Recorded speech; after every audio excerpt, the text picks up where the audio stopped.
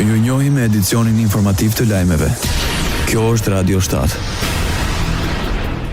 Komisioni Evropian I kujton Maqedonisë së Veriut se është zotuar të ndryshojë kushtetutën. Ne presim që zgjedhjet lokale të mbahen së shpejti. Ndoshta nuk do të jenë më herët, por presim që të ndodhë sa më shpejt jetë e mundur, tha komisioneri Evropiane për zgjerimin në intervistë për Radio Europa Lir. Marta Kos u angazhua që komisioni të bëjë gjithçka që çështjet dypalçe të mos ndikojnë në procesin e pranimit të vendeve kandidate. Dhe kjo do të thotë një pjesëmarrje më e madhe nga ne, nga Komisioni Evropian, por dhe nga shtetet anëtare. Dhe ka shumë vende të tjera, jo vetëm Komisioni Evropian, që tani po flasin me Bullgarin dhe jo me Maqedoninë, tha komisioneria Evropiane.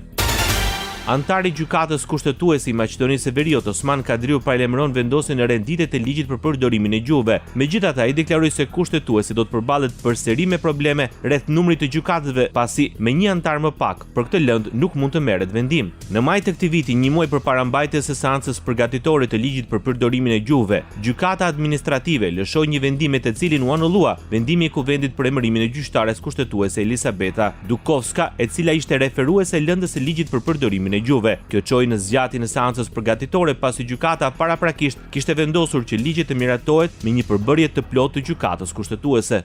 Radio 7, zëri pozitiv I qytetit.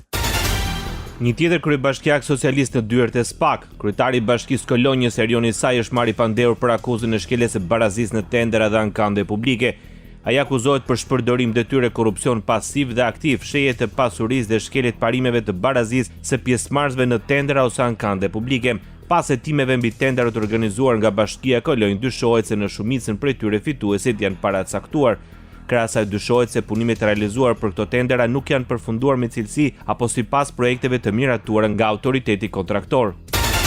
Zbatimi I reformës në drejtësi, sundimi I ligjit dhe forcimi I shtetit të së drejtës ishin ndër çështjet diskutuara ndërmjet ministrit të drejtësisë, Besford Lamari, dhe të ngarkuarës me punë të ambasadës së Shteteve të Bashkuara të Amerikës në Tiranë, Nancy Van Horn. Sipas zyrës së shtypit të ministrit të drejtësisë, qeveria shqiptare mbetet të përkushtuar në forcimin e kapaciteteve në institucionet e drejtësisë dhe sistemin e burgjeve, ndërsa ambasada amerikane në Tiranë e vuri theksin tek koordinimi I efektshëm me sistemin e drejtësisë penale në Shqipëri si kyç për çmontimin e të organizuar dhe grupeve terroriste.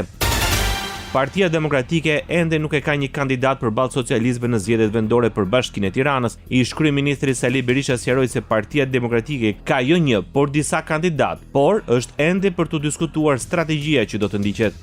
Ju garantoj se opozita ka jo një, po disa kandidat të pakrahasueshëm me korbën e korrupsionit. Krahas asaj, ai informoi mbi rrugën që do të ndjekë opozita përpara zgjedhjeve.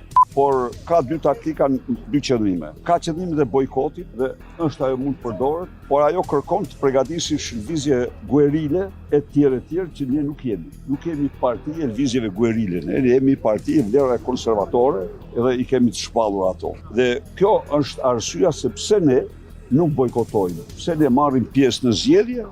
Pavarësisht se ato janë farsë, ne I denoncojmë dhe ne do bëjmë gjithçka për të përmbysur shkakun madhor të farsës, që është Edi Rama. Ndoqët lajmet shkurt në Radio 7, zëri pozitiv I qytetit.